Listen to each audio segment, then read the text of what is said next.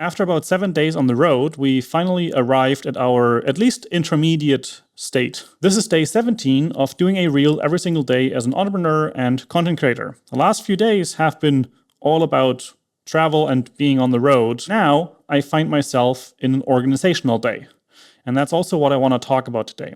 Because I think sometimes we move forward, sometimes we take rest, and some days are just for, it feels like sideways movement, but at least you're not going backwards, and it just has to get done. Today, I found myself in a sideways movement about organizing a refill of our supplements, which are going empty or have already gone empty, and some I want to try out in the next month or two. And then it is a little more complicated than, of course, you expect, because you would think you could just go to Amazon. And we're in Europe, so why is not every Amazon the same? Given we change countries all the time, it's not.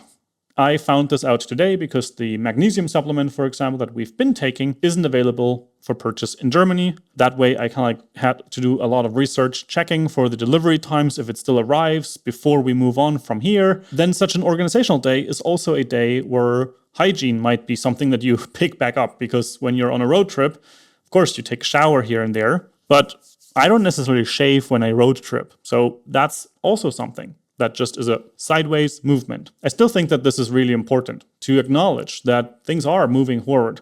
You're not stagnating, you're not moving backwards, and these types of days are necessary. With time, the other days, the productive days, will come back into the picture as well. We still have a couple more days that are kind of off schedule for our normal work. And this will also be reflected in the type of content that I can produce in these daily videos.